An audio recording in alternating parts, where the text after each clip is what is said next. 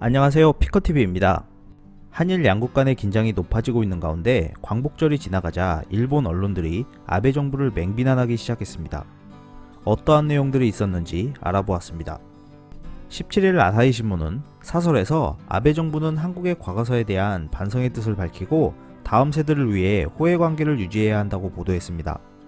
아사히 신문은 역사 문제에 대해 아베 정권이 과거 반성에 소극적이라는 평가가 뒤따르고 있는데 이에 대한 바탕에는 한국의 불신감이 있다라고 하면서 이를 해결하려면 아베 정권이 한반도의 역사 인식을 다시 한번 밝혀야 한다고 지적했습니다. 하지만 아베 정부는 그럴 기미는 보이지 않고 이를 부정함으로써 결과적으로 관계 악화를 초래하고 있다고 했는데요. 이에 대해 아베 정부가 스스로를 괴롭히고 있는지 반성해야 한다고 비판했습니다. 이어 아사히 신문 디지털은 한일 관계 복구를 위해 조기 정상회담이 필요하다는 의견을 제시했는데요. 한일 간의 화해가 되지 않으면 반일 감정은 심화될 것이고 한국을 더욱 중국과 북한 쪽으로 몰아넣는 결과를 초래할 가능성이 높다고 전하면서 만약 북한이 핵을 보유한 상태로 남북 통일이 진행되면 일본에게는 그야말로 악몽이다라고 보도했습니다. 일간 겐다이 디지털에서는 세코 경제산업상에 대해 비판을 이어갔습니다. 최악이라고 하는 한일 관계의 불씨를 만든 세코 경제산업상이 이를 진화하기 위해 혈안이 되어 있다는데요. 강제징용 배상 소송에 대항 조치로 발동된 한국 수출 규제를 둘러싸고 세코 경제산업상은 만족할 만한 해결책이 전혀 나타나지 않았다고 발언하며 사실상 보복이라고 인정했기 때문입니다.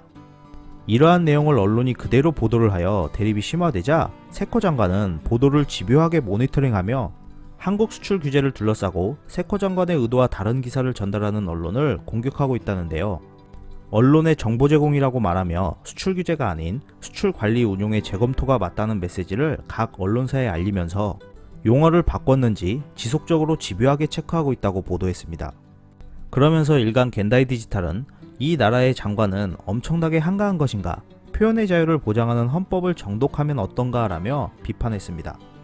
또한 17일 일간 겐다이 디지털은 아베 정권의 외교정책 때문에 일본 기업과 지방자치단체들이 이미 비명을 지르고 있다고 전하면서 날벼락을 맞는 건 일본 국민이다. 도대체 누구를 위한 단한 외교인가 라며 비판을 이어갔습니다. 조지 메이슨 대학 사회학 박사인 후르야 유키코는 한일 관계의 악화는 장기적으로 일본의 패배로 끝날 것이라 경고했는데요. 한국은 민주화 이후 국제 경쟁력이 상승하여 일본이 상대적으로 중요성이 떨어졌고 소프트 파워에서도 일본을 능가하는 세계적인 존재감을 보여주고 있기 때문이라고 했습니다.